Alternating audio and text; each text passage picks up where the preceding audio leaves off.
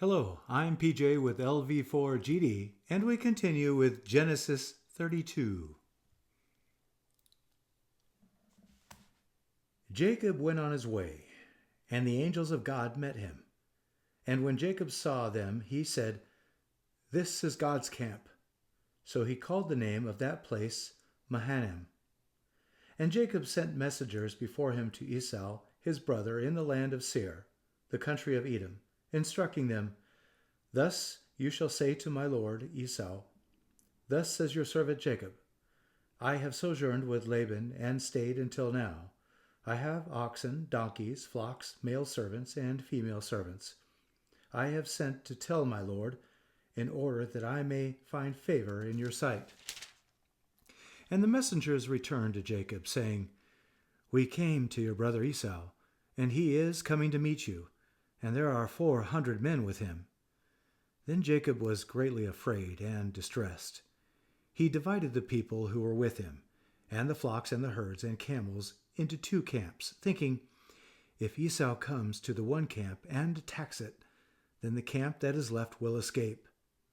And Jacob said, "O God of my father Abraham, and God of my father Isaac, O Lord, who said to me, Return to your country and to your kindred, that I may do you good. I am not worthy of the least of all the deeds of steadfast love and all the faithfulness that you have shown to your servant. For with only my staff I crossed this Jordan, and now I have become two camps. Please deliver me from the hand of my brother, from the hand of Esau, for I fear him, that he may come and attack me, the mothers, with the children.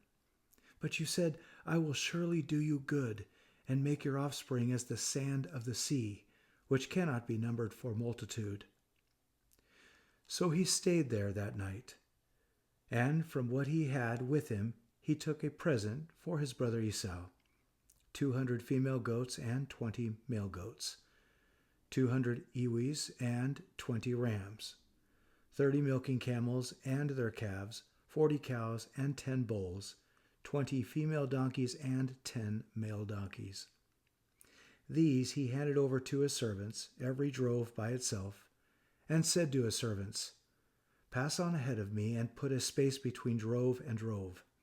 He instructed the first, "When Esau, my brother, meets you and asks you, 'To whom do you belong? Where are you going? And who are these ahead of you?' Then you shall say, 'They belong to your servant Jacob. They are a present sent to my lord Esau. And moreover, he is behind us.'" He likewise instructed the second and the third and all who followed the droves. "You shall say the same thing to Esau when you find him, and you shall say, 'Moreover, your servant Jacob is behind us.'" For he thought, "I may appease him with the present that goes ahead of me, and afterward I shall see his face. Perhaps he will accept me." So the present passed on ahead of him, and he himself stayed that night in the camp. The same night he arose and took his 2 wives, his 2 female servants, and his 11 children, and crossed the ford of the Jabbok. He took them and sent them across the stream, and everything else that he had. And Jacob was left alone. And a man wrestled with him until the breaking of the day. When the man saw that he did not prevail against Jacob, he touched his hip socket, and Jacob's hip was put out of joint as he wrestled with him. Then he said, "Let me go, for the day has broken." But Jacob said, "I will not let you go unless you bless me." And he said to him, "What is your name?" And he said, "Jacob." Then he said, "Your name shall no longer be called Jacob, but Israel, for you have striven with God and with men and have prevailed." Then Jacob asked him, "Please tell me your name." But he said, "Why is it that you ask my name?" And there he blessed him.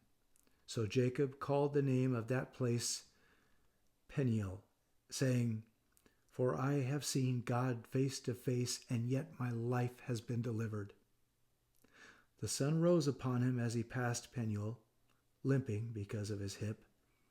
Therefore, to this day, the people of Israel do not eat the sinew of the thigh that is on the hip socket, because he touched the socket of Jacob's hip on the sinew of the thigh. Thank you very much for joining me this evening.